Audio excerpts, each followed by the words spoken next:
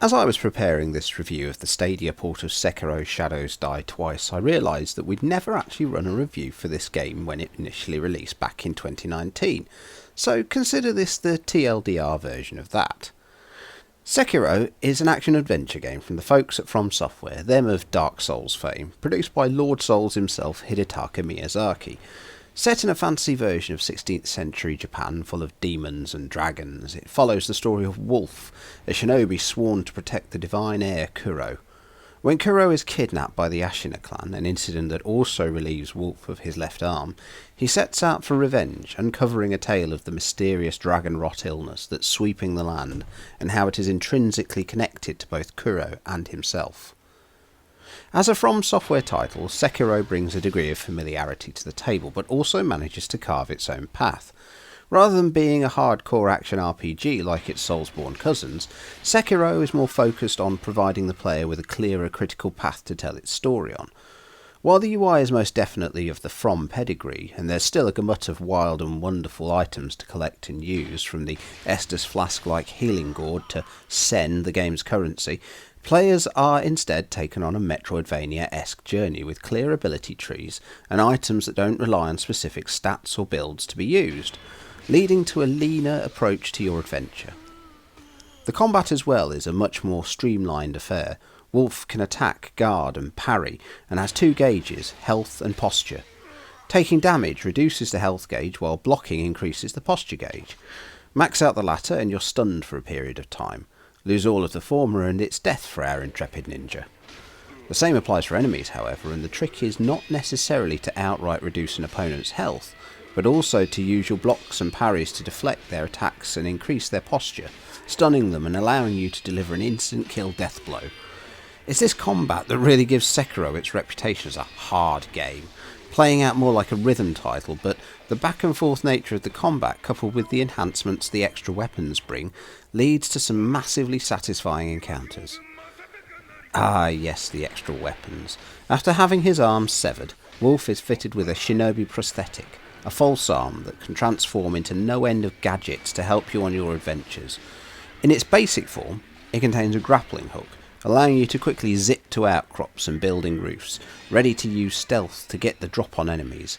But soon you'll find items that allow you to shoot shuriken from it, blast enemies with gouts of flame or stun them with a burst of firecrackers.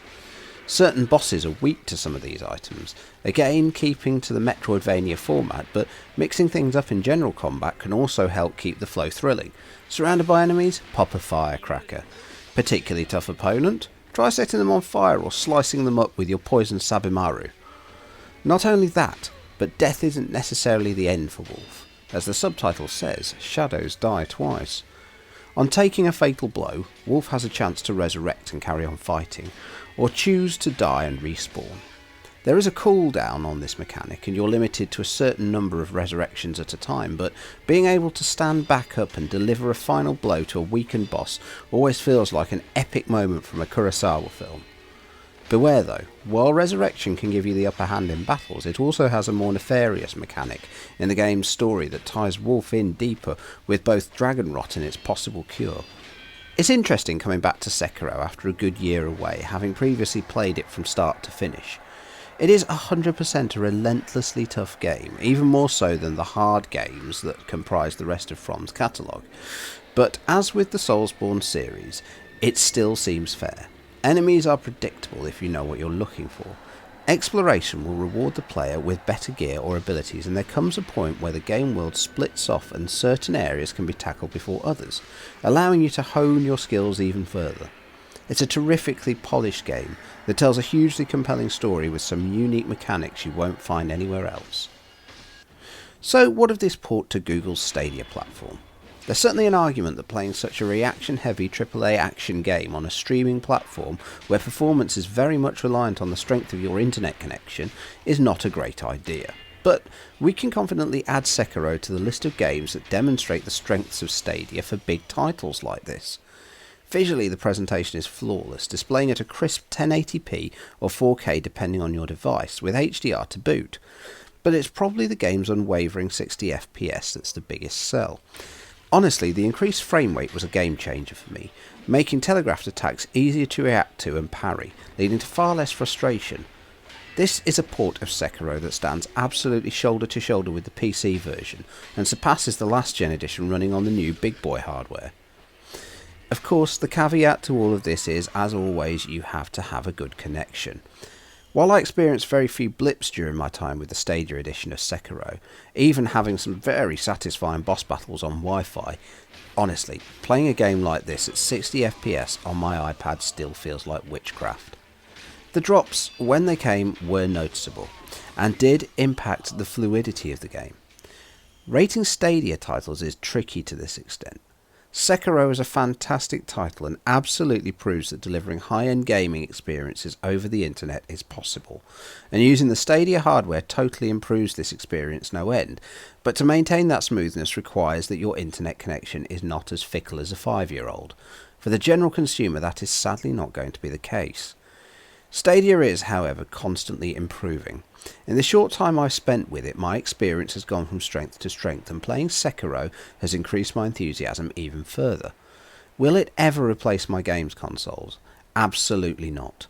There is a reliability and fidelity you get with standalone hardware that cannot be replicated by streaming. Will it be my go-to format for certain games? Most definitely. Being a father, more adult games like Sekiro are tricky to sink hours into on a console in a communal space, but being able to play on any number of devices in my house has allowed me to put a ridiculous amount of time into this playthrough. If you can forgive the caveats, and let's be honest, if you're an enthusiastic Stadia gamer then that's a distinct possibility, then Sekiro is absolutely one of the best premium titles to pick up on the format.